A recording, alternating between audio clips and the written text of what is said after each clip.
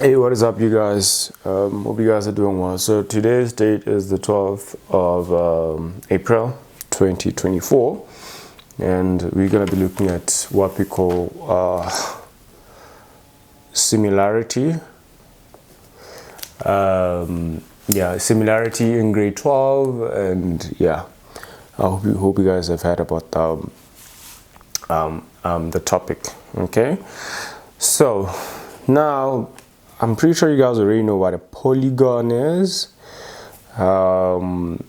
Obviously, you know what a triangle is, because really our focus is going to be on this, right? So a polygon is simply a shape with many sides. So let's keep it simple. A shape with many sides, okay? And the reason why they use the term polygon is because it gets to a point whereby it's not really important whether it's a triangle or it's a square, it's hexagon, this and that. Yeah, then we just call it a polygon, okay? But if we are focusing specifically on a particular shape, then we start calling it with its name. For instance, triangle. So a shape with many sides. So now let's talk about similarity. How is it different from congruence? Because I've seen with most learners, they confuse congruency and similarity. Okay. Now with congruency, it's quite straightforward, because like the shapes need to be exactly the same. Exactly the same. Okay? The shapes need to be exactly the same. In other words, the pairs of sides need to be equal. If we're dealing with a triangle, for instance, the pairs of sides need to be equal. The pairs of angles, so if this is A, this is B, this is C, D, E, F. So in this case, angle A needs to be equal to angle D, and angle B needs to be equal to angle E, right? And angle C needs to be equal to angle F. You can see all pairs of angles are equal, do you understand? But also we need the pairs of sides to be equal, all right? We need the pairs of sides to be equal. Then we can conclude that the two shapes are congruent, to understand. But now similarity is a bit different. With similarity, for two polygons to be similar, here's the two things that we need. Okay, we need the sides to be in proportion. Sides must be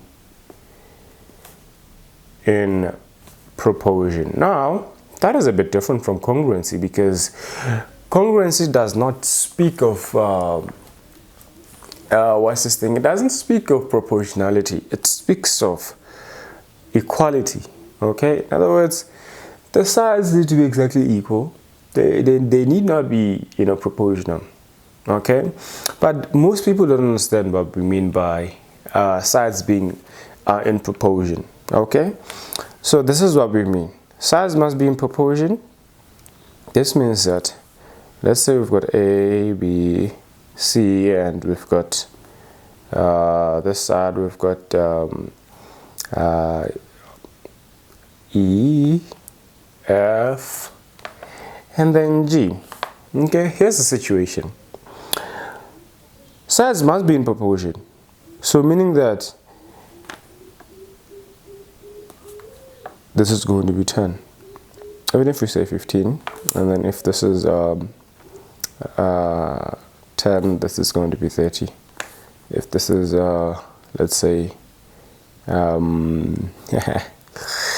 let's say 15, this is going to be 45. Now I want you guys to take a look at something. When sides are in proportion, that means there exists a number that you can multiply, how do I explain this? There exists a number that links the two triangles, right? The lengths of the pairs of sides of the two triangles, right? There exists a number that links them. In other words, they are multiples of each other. Let's put it in that way. They're multiples of each other. So, and if you check, AB is no, EF, right? EF is actually 3 times AB, right? And AC, not AC, but FG is also 3 times AC. And lastly, EG is actually equal to 3 times BC. Right? Notice something interesting? Now, there's a number that links the lengths, right? And it's consistent throughout all the pairs, right? Or like you can see that the lengths of this triangle are 3 times the lengths of this triangle, right? In other words, now this triangle is a proportion, right, of this triangle. Okay, in other words, we can use this triangle to find that triangle. In other words, we can stretch this triangle by a factor of 3 and then we'll have that triangle. Do you understand? So in other words, if you multiply the lengths of this triangle ABC by a factor of 3, like all of them by a factor of 3, then you'll get that triangle. Okay, so basically they are the same triangle. It's just that the smaller one is a multiple of the bigger one, if that's the correct way to put it. Okay, but yeah, that's just one way of thinking about it. The proportionality thing, if they're saying the sides are in proportion, that means sides are multiples of each other. Okay, so yes, so that's how you can figure out if the pairs of sides are in proportion, by just checking if they're not multiples of each other. Okay, now that's how you prove that the proportion part.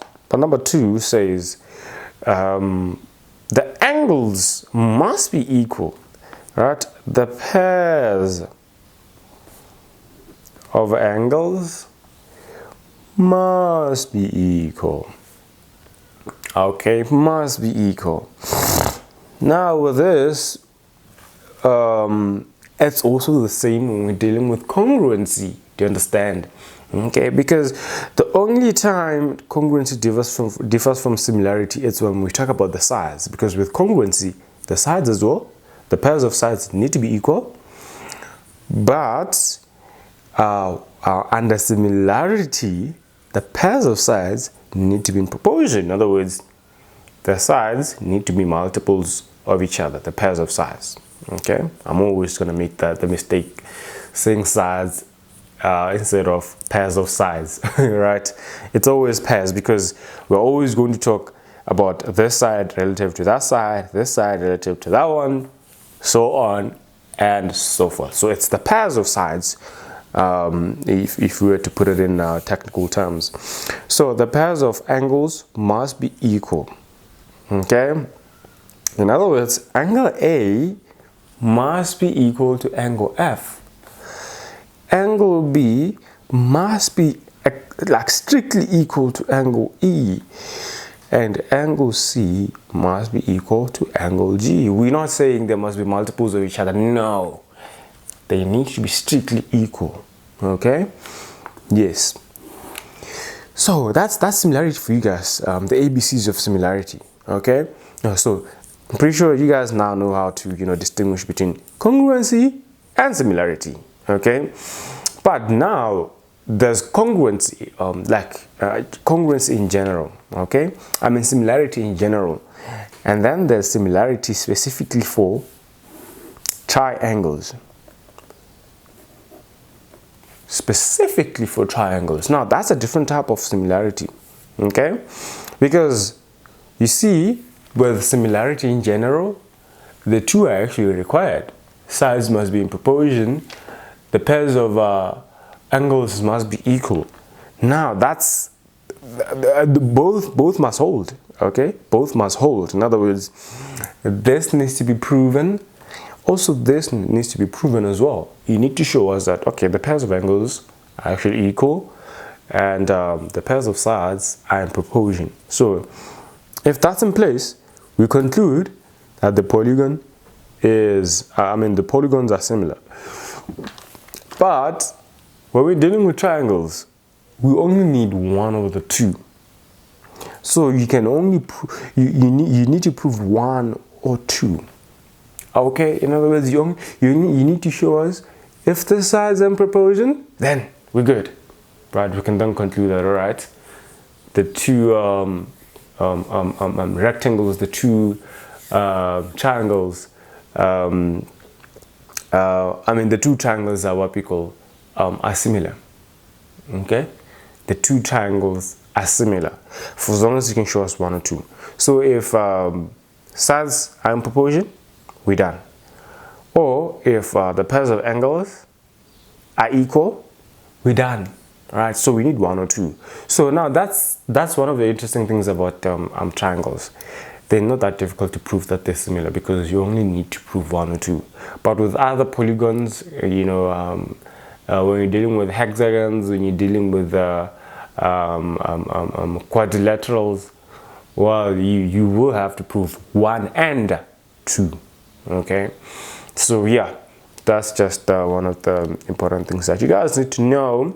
And obviously we need to put the information into use now,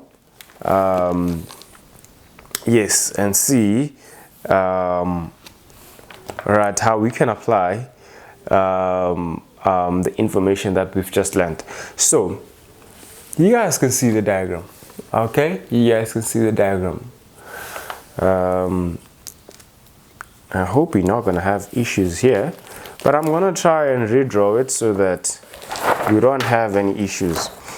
So the diagram is as follows. We've got two lines that are parallel. Let me just put this thing properly. Okay, so the diagram is like this.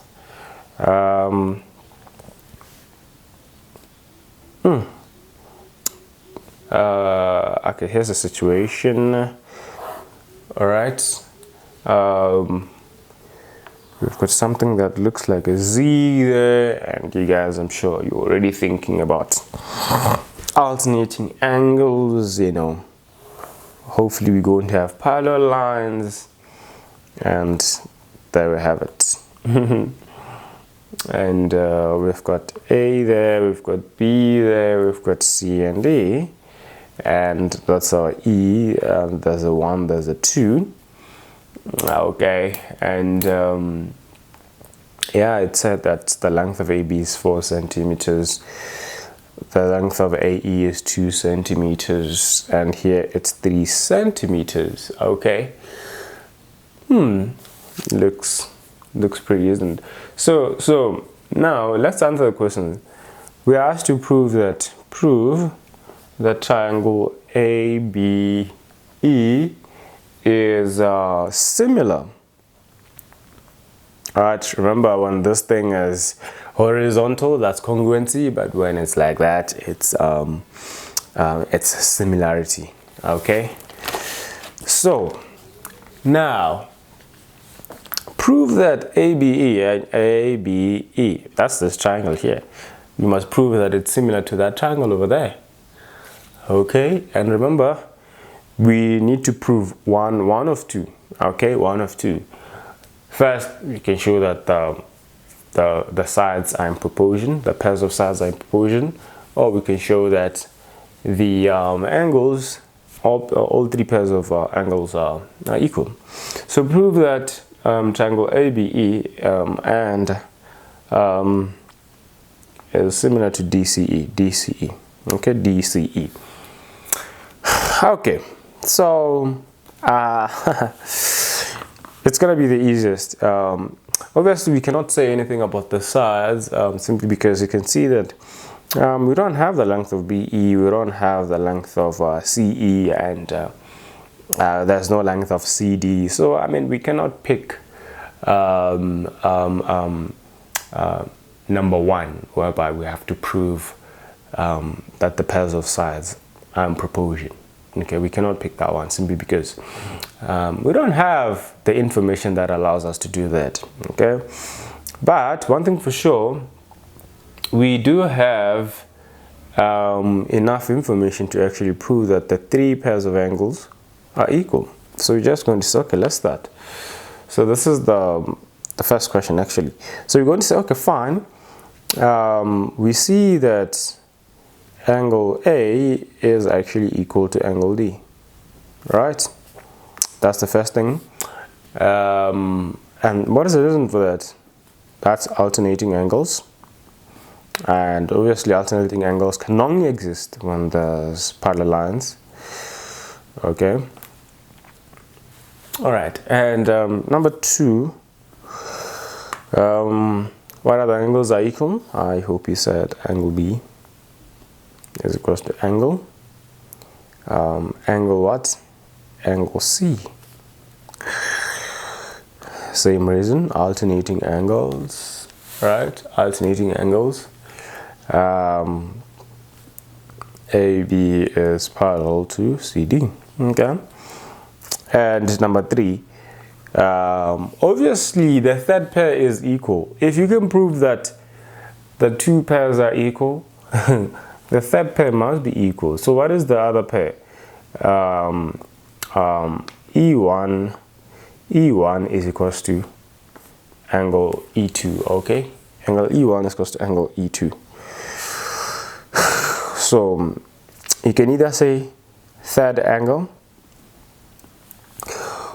or you can say vertically opposite. Yeah, I mean, look, if I don't know if I should go into this, but hey, maybe I should, because sometimes it might actually save you a lot of time. If you can prove that two angles are equal in triangle, right? I mean, two pairs of angles are equal, right? The third pair automatically becomes equal. And I'll show you why just now. Let's say we've got two triangles like this. Okay, if this is X and that is Y and that is Z and that is M, if Y is equal to Z, right?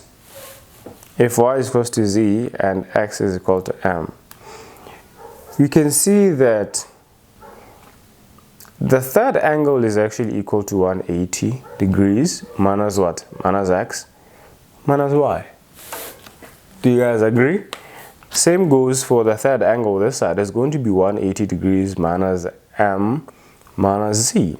But we say that X is equal to M. So meaning that in place of the M we can replace with what? In place of the M we can replace with the what we call with the X, because it says X equals to M, right?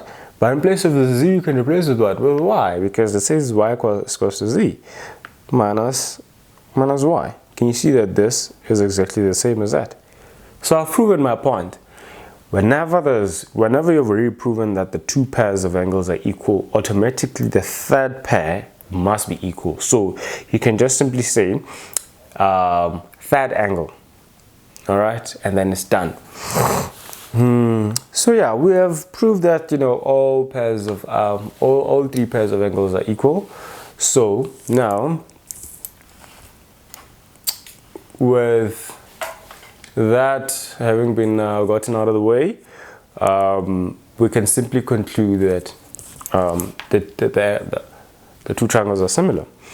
So triangle ABE is similar to triangle DCE.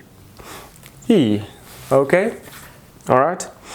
Now, the order is very important. You need to, normally they're gonna ask you to prove the similarity, and the order is already given for you. Okay, the order is already given for you. So A must be in the same position as the D. Okay, the B must also be in the same position as the C. The E must be in the same position as the E as well. Very important, guys. If you mix up the order, it's gonna catch up with you sooner or later. So now let me quickly show you guys why it's important for us to maintain the order. Because now that we've proven that the two triangles are similar, then we can go ahead and remember, for any two triangles that are similar, we know that the sides are in proportion. Do you understand? The sides are in proportion. Also, we know that the angles are strictly equal. The pairs of angles are equal, and the pairs of sides are in proportion. So now this simply means that AB, which is a side, divided by, remember I started with A and then I went to B. I'm also going to start with D and then I go to C. Divided by DC. Also equal to, I'm going to start with B and go to E, right? BE, that's a side. Also, remember I started with a letter that's in the middle here. Also this side, I'm going to start with a letter that's in the middle. Over CE. Equal to, now I'm going to start from A and then I jump the B, I go to E. AE divided by what? Do the same thing here, DE. Very important. If you can write this out, most of the time you're going to be successful in similarity, because that's literally what they use in similarity. Being able to write this out. Sometimes even if you are asked to prove that the two triangles are similar, but you're not able to prove, when you go down there to the questions that follow, keep that assumption that the two triangles are similar, because they asked you to prove. Because I mean, if you're asked to prove something, that means that it's already true. You just have to show us that it's true. Do you understand? So if you fail to prove that they're similar, move down with that assumption, and also keep this in mind. Right, because you're gonna need to, I think the proportional part is more important than the pairs of angles being equal, because with sides being in proportion, then we can come up with this. Do you understand? And this is very important. Okay, when doing similarity, you can miss a lot of things, but please just don't miss this one. Make sure that you understand this one, being able to write out the expression for the fact that the sides are in proportion, like this, right? So now when we've got this, then it's easy for us to find the missing lengths. Okay, maybe you can see that here there's lengths that are missing. Okay, especially for the triangle, this triangle over here. So the sides are missing. Okay, so let's find the missing sides and see if we are successful. So it actually says calculate the length of CD. All right, the length of CD. Okay, so we're gonna pick from our expression. We just need to pay attention to what involves our CD. CD or DC, this is the same thing. Okay, and then obviously we're gonna pick either this and that, or AB over DC is equals to AE over DE. It depends on what's given. So we need to check what's given and then we tick. So you can see AB is given, AB it's given, and we also have AE. AE is given. There's our AE over there, given. And then let's check what else is given. ED or DE is also given. So meaning that we're going to pick AB over DC is equal to AE over DE, right? There's nothing given here. All right, so we cannot use that to find our DC. So you can see that from this, the only thing that's missing is actually DC. And obviously we can solve that equation if DC is the only missing length. Okay, so AB is 4, DC is unknown, AE is what? AE is 2 divided by DE, which is 3. Now don't tell me that you cannot solve this. So let's cross multiply. So 2 times DC is equal to 4 times 3. Okay, so now our DC is simply going to be 6 centimeters. All right, so we've applied the proportionality theorem to actually find the missing length. Stay tuned, you guys. I'm going to try and bring more examples, based on this proportionality thing. Yeah, I've run out of battery, but hey, I'll catch you next time. And I hope you guys enjoyed the lesson. And peace out. Let's go.